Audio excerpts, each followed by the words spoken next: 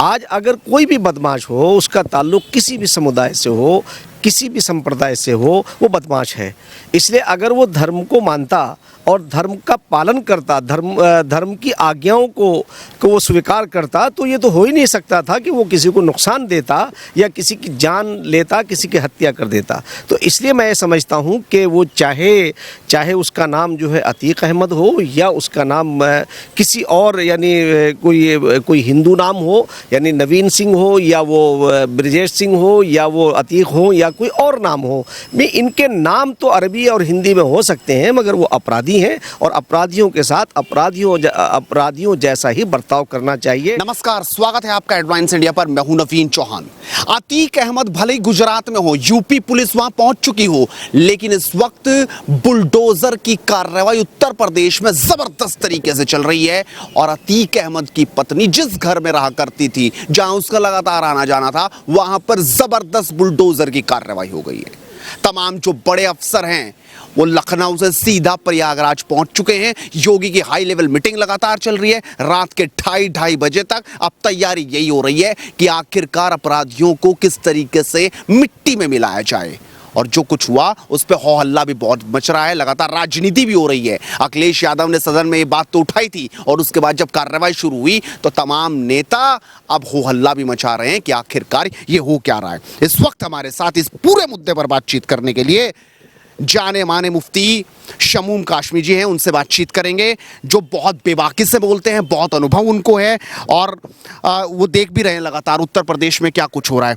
बात अब हिंदू मुसलमान की आ गई। लोग कह रहे हैं कि मुसलमान है इसलिए कार्रवाई चल रही है, लगातार हम देख रहे थे। लेकिन क्या एक अपराधी का हाल और हश्र यही होना चाहिए? इसी तरीके से बुलडोजर चलना चाहिए? आप इस पूरी घटना को देखने के बाद, जो कुछ हुआ प्रयागराज में, जिस तरीके से निर्मम हत्या कर दी गई, दिन दहाड़े गोलीबारी हुई, क्या अब उसका जो बदला है या यूं कहा जाए जो सजा है सरकार पुलिस को लेनी पड़ेगी, करना पड़ेगा एक्शन? देखिए, ये हिंदू और मुसलमान का चश्मा नहीं लगना चाहिए। और मैं समझता हूँ एक लोकतांत्रिक देश और प्रदेश के अंदर उन सारी चीज़ों का कोई जगह भी नहीं है। क्या आप उसे हिंदू और मुसलमान करें? मैं नहीं समझता हूँ कि प्रदेश का जो इस वक्त मुखिया है आदरणीय योगी जी, वो एक ऐसे उससे ताल्लुक़ रखते हैं, उस समुदाय से ताल्लुक़ रखते हैं जो आध्यात्मिकता से ताल्लुक़ रखता है। वो अध्यात्म भारत को बनाने में एक बड़ा रोल उनका है और होगा। तो ऐसा व्यक्ति ऐसा नहीं हो सकता है कि आप उसे किसी एक समुदाय से जोड़ दें। और ये मैं इस बात को बिल्कुल मैं विश्वास करने के लिए तैयार नहीं हूँ, बल्कि मैंने तो उस वक्त भी ये बात कही थी कि जब योगी जी आए थे कि अपने प्रदेश के हालात ठीक होंगे, और वो ठीक हुए भी। आज अगर कोई भी बदमाश हो, उसका ताल्लुक किसी भी समुदाय से हो, किसी भी संप्रदाय से हो, वो बदमाश है। इसलिए अगर वो धर्म को मानता और धर्म का पालन करता, धर्म की आज्ञाओं को वो स्वीकार करता, तो ये तो हो ही नहीं सकता था कि वो किसी को नुकसान देता या किसी की जान लेता, किसी की हत्या कर देता। तो इसलिए मैं समझता हूँ कि वो चाहे उसका नाम जो है अतीक अहमद हो या उसका नाम किसी और यानी कोई हिंदू नाम हो, यानी नवीन सिंह हो या वो ब्रजेश सिंह हो या वो अतीक हो या कोई और नाम हो, मैं इनके नाम तो अरबी और हिंदी में हो सकते हैं, मगर वो अपराधी हैं और अपराधियों के साथ अपराधियों जैसा ही बर्ताव करना चाहिए। और दूसरी बात एक ये कि लोकतांत्रिक प्रदेश के अंदर मैं समझता हूँ कि जितनी भी लोकतांत्रिक प्रक्रियाएं हो सकती हैं, उन सब का इस्तेमाल सरकार को करना ही चाहिए। और लॉ एंड ऑर्डर को मेंटेन करने के लिए ज़रूरी है। कहीं कहीं आपको वो निर्णय भी लेने पड़ेंगे कि अगर आपको कोई सख्त निर्णय भी लेना पड़े तो वो लेना चाहिए जनहित में। इसलिए कि आम जनमानस अगर सड़कों पे, रोड पे चलता हुआ इस तरह से उसकी हत्याएं होंगी, उसे नुकसान होगा, तो फिर इन जैसे लोगों को, जो भी राक्षस की श्रेणी में आता है, मैंने हमेशा ये कहा है कि जो राक्षस हैं, राक्षस वो हैं जो ऐसे माहौल को बर्पा कर दें कि जहां आदमी निकलते हुए, जाते हुए, चलते हुए अपने आप को भय महसूस करें, उसी को आतंक कहते हैं, उसी को टेरर कहते हैं। तो इन सारी चीज़ों को ख़त्म करने की जिम्मेदारी सरकार की होती है और सरकार को ये करना चाहिए। अगर कहीं किसी के साथ ज़्यादती हो रही है तो उसे फौरी तौर से उस पर एक्शन लेना चाहिए और एक्शन लेने में किसी भी समुदाय के आदमी को उनका समर्थन नहीं करना चाहिए। हाँ, ये ज़रूर है कि सरकार को बिल्कुल ये भी मैसेज नहीं जाना चाहिए कि सरकार किसी के साथ कहीं कोई भेदभाव कर रही है, जबकि आज की ये सरकार, मैं समझता हूँ कि सेंटर की सरकार और यूपी की सरकार, उनका जो कार्य है, जो हमने देखा है बहुत करीब से, वो ये है कि किसी के साथ कोई भेदभाव नहीं है, सबका साथ, सबका विकास और सबके विश्वास पर वो कार्य कर रहे हैं। जैसे पक्के मकान जो है गरीब मुसलमानों को मिले, गरीब हिंदुओं को मिले, इसी तरह खाद्य सामग्री आज जो है हर पात्र आदमी को मिल रही है, उसका धर्म कुछ भी हो, उसका संप्रदाय कुछ भी हो। और यही हमने इस देश के बारे में एक हमारे बड़ों ने सपना देखा था कि हम एक योगी ने सदन में जो कहा उस भाषा पर बहुत सवाल उठे। योगी ने साफ कहा कि ऐसे अपराधियों को मिट्टी में मिला देंगे और बहुत ज्यादा गुस्से में उस वक्त थे। और उसके 24 घंटे बाद पहला एनकाउंटर, आज बुलडोजर, पुलिस वहाँ, लोग तो अब तो उनके वकील तो ये भी वो आस लगा रहे हैं, ये लगातार अपील कर रहे हैं कि सेंट्रल की जो फोर्स है वो उनके साथ हो, वो कानून उनके साथ हो, ताकि उनका एनकाउंटर ना हो जाए। यानी अतीक अहमद, जिससे कभी प्रयागराज और आसपास के जिले कांपते होंगे, आज वो अपराधी डर रहा है यूपी आने से, उसके वकील गुहार लगा रहे हैं। देखिए, मैं इस पर तो एक बात ये कहूँगा कि ये तो फैसला जो है न्यायालय करेगा कि कौन मुजरिम है और कौन गुनहगार है, और वो न्यायालय के ज़रिए से ही सब चीज़ें होनी चाहिए।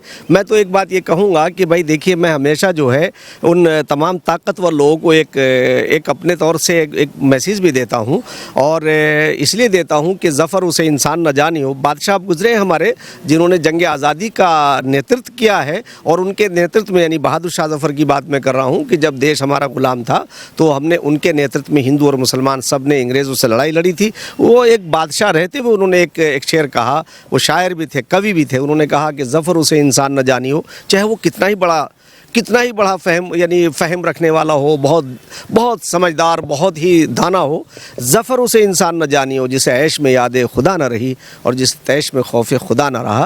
तो इसलिए मैं ये बात तो ज़रूर कहना चाहूँगा किसी के लिए, मगर ये मेरी जर्नल बात है, ये मैं किसी किसी के लिए नहीं कह रहा हूँ कि किसी एक के साथ में, कि हम ये समझते हैं कि जो हमारी न्यायिक प्रणाली है वो पूरी विश्व के अंदर, पूरी दुनिया के अंदर बड़ी इज्जत से देखी जाती है। और आज जिस तरह से आज तमाम विदेशी ताकतें, जब हम देश में अपने पैरों पे खड़े होने शुरू हुए हैं और हमने अपने आप को थोड़ा प्रोग्रेस की तरफ हम चले हैं, विकास की तरफ चले हैं, तो सारी दुनिया जो है वो हम पर बद नज़र डाल रही है। जैसे पिछले दिनों अभी जो जॉर्ज सोरेस हैं, उन्होंने मिलियनों डॉलर इसके लिए खर्च किया कि हम नरेंद्र मोदी को हटाएंगे। नरेंद्र मोदी को क्यों हटाएंगे? नरेंद्र मोदी इसलिए कि उन्होंने आकर के, मैं ये कह सकता हूँ कि 60 साल और 8 साल में जो कार्य है वो अलग नज़र आ रहा है। इसलिए कि उनकी जो कार्य हैं वो, आप जाइए रोड पे जाके देख लीजिए, विकास नज़र आएगा, आप इधर चले जाइए नज़र आएगा। हाँ, ये ज़रूर है कि क्योंकि वैश्विक तौर से पूरे विश्व के अंदर महंगाई बढ़ी है, तो वो महंगाई यहाँ भी बढ़ी है।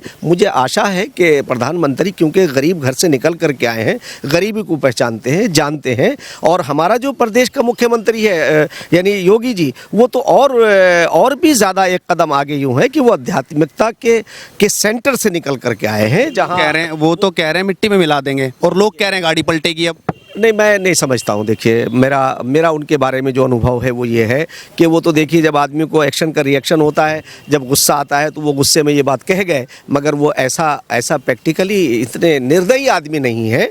वो तमाम जितनी प्रक्रियाएं हैं और जो संवैधानिक प्रक्रिया है उन पर अमल करने वाले आदमी हैं। योगी जी जो हैं वो बहुत, मैं तो उन्हें इस नज़र से देखता हूं कि योगी जी एक ऐसे इंसान हैं जो बिल्कुल, और वो अगर इंसाफ नहीं करेंगे तो यार फिर कौन करेगा? मैं तो एक बात ये कहता हूं, धर्म क्या है?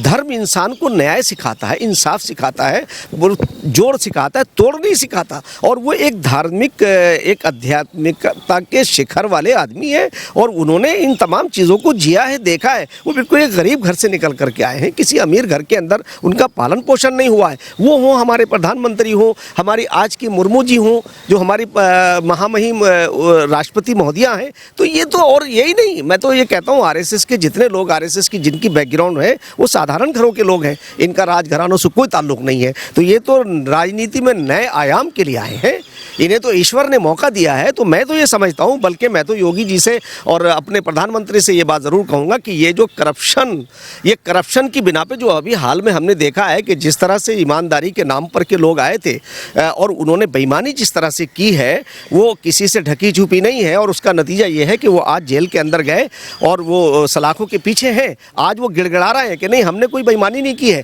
तो मैं तो ये कहता हूँ कि आज के दोनों हमारे, यानी जो हमारा उत्तर प्रदेश है वो पूरे आधे भारत के बराबर हमारा प्रदेश है, और इसी तरह से पूरे भारत के प्रधानमंत्री हमारे नरेंद्र मोदी जी हैं। तो इन दोनों लोगों को तो एक ऐसे हालात बनाने हैं, मुझे आशा है कि ये जितने करप्ट लोग जो करप्शन कर रहे हैं, जो मीडिएटिंग कर रहे हैं, जो अफसरों का जो हमारा जो सिस्टम है, जो पुलिस का सिस्टम है, जिस तरह से रिश्वत की बिना पर जो है गलत काम लोग करा लेते हैं, यानी वो अपने गलत कागजात बना लेते हैं, गलत चीज़ें कर लेते हैं, और यहाँ तक कि वो गलत नामों पे लाइसेंस भी ले लेते हैं, यानी जो हथियार खरीद लेते हैं। इन सारी चीज़ों पर इन लोगों को नज़र रखनी चाहिए। यूपी में सवाल उठा रहे हैं कि भैया कानून है, सब कुछ है, आप बुलडोजर चला के घर क्यों तोड़ रहे हैं? कानून सजा देगा ना, कोर्ट सजा देगा, आप क्यों बुलडोजर चला रहे हैं? उनकी वो लोग कह रहे हैं कि आपकी सरकार पे तो पहले भी आरोप लगते रहे कि अपराधी यहाँ पे आए, गाड़ी पलट गई और उसको मार दिया गया, आप इस बार भी कहीं ऐसा ना कर दें। नहीं, देखिए ऐसा नहीं है। मैं समझता हूँ कि सरकार का जो तंत्र है और सरकार की जो मुखिया है, मैंने पहले कहा कि मुझे आपके इस जवाब में मैं ये कहना चाहता हूँ इस सवाल में कि मैं ये समझता हूँ कि हमारे योगी जी वो किसी इंसान को नुकसान नहीं दे सकते, और वो उन प्रक्रियाओं पर पूरा अमल करेंगे जो संवैधानिक प्रक्रियाएँ हैं उन सबको। नहीं, देखिए बिल्डोज़र तो चलना चाहिए, जहाँ गलत काम होगा अगर वहाँ बिल्डोज़र नहीं चलेगा और वहाँ उन पर सख्त कार्रवाई नहीं होगी तो मैसेज कैसे जाएगा। मगर ये याद रखिए कि वो तमाम संवैधानिक जो संवैधानिक संस्थाएं हैं उन सब का वो आदर करते हैं। मैं ऐसा मेरा मानना भी है और ऐसा उनका अमल भी है कि ऐसा नहीं है कि वो इतने निर्दयी हैं कि किसी की गाड़ी को ऐसे पलट देंगे। और ये तो देखिए अपराधियों में तो खौफ होना चाहिए, और अपराधियों में अगर खौफ नहीं होगा तो फिर तो दिन दहाड़े जैसे मर्डर कर दिया गया, क्या वो इंसान नहीं था? वो किसी का घर का चिराग नहीं था? अगर आप किसी को इस तरह से, ये तो फैसला जो है वो कोर्ट करेगा कि कौन अपराधी है, कौन अपराधी नहीं है, किसने किसको मारा, किसने किसे देखा। अगर उमेश पाल की हत्या होती है, राजू पाल की हत्या होती है, मैंने उनकी पत्नी का भी मैंने स्टेटमेंट सुना, जो राजू पाल की पत्नी है वो उमेश पाल के बारे में भी जो बात कर रही थी। तो मैं तो इसलिए कहना चाहता हूँ कि ये सारे फैसले जो हैं हमें नहीं करने का अधिकार नहीं है, मगर मुजरिमों के अंदर, अपराधियों के अंदर डर पैदा करना बहुत ज़रूरी है। तो मुफ्ती साहब जो बड़ी बेबाकी से बोले, जिन्होंने आप बातें कही कि आखिरकार लगातार जो है संविधान के तौर पर तो सब कुछ होना चाहिए, और जो उत्तर प्रदेश के मुख्यमंत्री कर रहे हैं एक कानून का डर भी, भय भी कहीं ना कहीं दिखना भी चाहिए। आप भी अपनी राय रखिए कि आपको क्या दिखाई देता है, क्या वाकई यूपी में अतीक की गाड़ी डामाडोल तो नहीं हो जाएगी? अपनी राय रखिए और लगातार जुड़ रहे हेडलाइंस इंडिया के साथ, क्योंकि मुद्दे की बात इसी तरीके से बदस्तूर जारी रहेगी। नमस्कार।